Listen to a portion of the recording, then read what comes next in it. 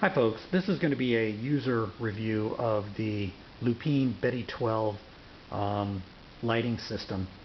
If you're anything like me, before you make a purchase like this, you tend to go out and research as much as you can from both the manufacturer and from actual users. And I found that I could find a lot of information from the manufacturer, but I really couldn't find a lot of information from actual users, and that may be because this particular model of lights is, I think it was new last year. Anyway, I actually bought two of these lights, mounted them on my helmet, as you can see, and I'm just going to kind of go through the system with you. Okay, so here's the batteries, okay, and they have this neat feature. If you push this button on the battery, it'll tell you how much charge is in the battery.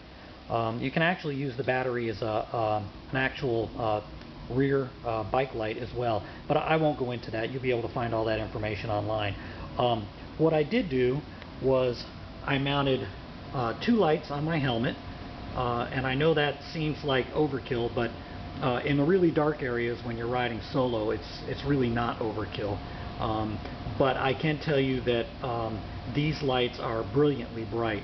And what I did was I purchased a 2600, which is here on the top, and I use that for my halo lighting and close-up lighting, and it does provide a tremendous amount of halo lighting. And then I purchased a 2050 for my high beam in the front, so it's focused for distance. And it does absolutely that. I found that running on high, I could light up the trail that I was on out to a distance of about 50 to 75 yards, so really incredible. So if I move around these lights,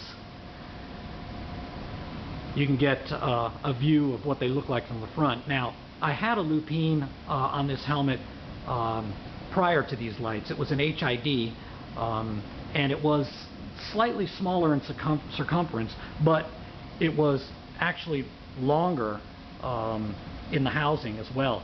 I think these lights are actually a little lighter than the HID was, and of course everything is interchangeable with Lupine, and if they should come out with an upgraded LED array, you can also upgrade to that. Okay, so let's go to the cool stuff, and let's go ahead and turn these guys on.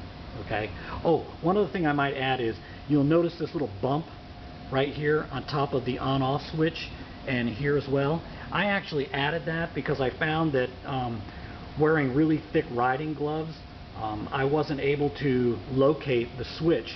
Even though it does stick out quite a bit, I wasn't able to locate it through really thick gloves. So I put these bumps on here in an effort to actually be able to locate these switches more quickly. A couple of reasons for that. One, you want to be able to turn the lights down. Certainly you want them turned down and maybe only running one in town. And two, if you come up behind people, you want to turn them down because, you know, as soon as you get behind people, these are going to be super bright. They're going to turn around, they're going to look at you, and they're absolutely going to be blinded. Okay, so let's turn these guys on. Okay, so I know that's flooding out the video here, but that's my halo lighting. And then if I turn on my high beam, okay, so that's the high beam on. Okay, now I've got the lights on in my garage, and it is nighttime out, so I'm going to go ahead and turn these lights off. Okay, and you can see this just about lights up my whole garage. Okay, now if I walk around to the front here, this is going to saturate the video very quickly. Okay, but I'll just kind of come in here slowly so that you can see this. So you can't even differentiate the lights, they're just so friggin' bright. Okay, but if I go to the side, you kind of get some idea here.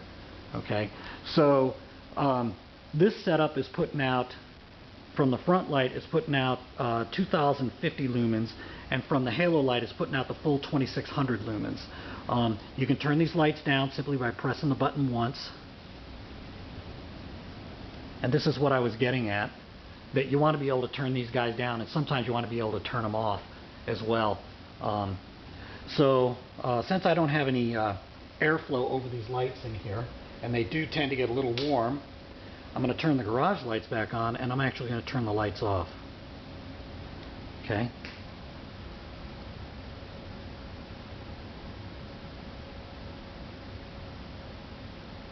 There we go. Okay, so that's my little review, and I hope if anybody's thinking about buying these lights, I think it's absolutely a good buy. I think they absolutely deliver what they advertise, lots of light.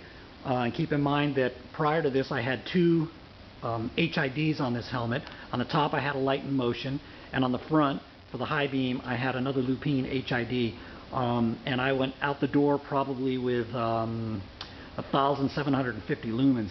And I thought that was crazy bright, and it was crazy bright. Gave me a lot of light on the trail, gave me a lot of light on the road, so much so that I had to look away from cars and other people. These guys put me on the road with, I think, 4,650 lumens, if I've got that right. And it absolutely shows. I was amazed when I turned these lights on. They performed flawlessly.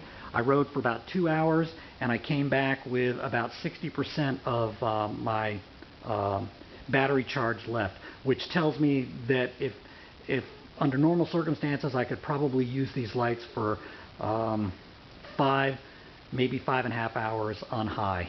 And if I rotated the lights, I could probably ride for 10 hours straight, which probably is not going to happen at night for me, but that just gives you some idea. So I hope this is helpful. Okay, good luck.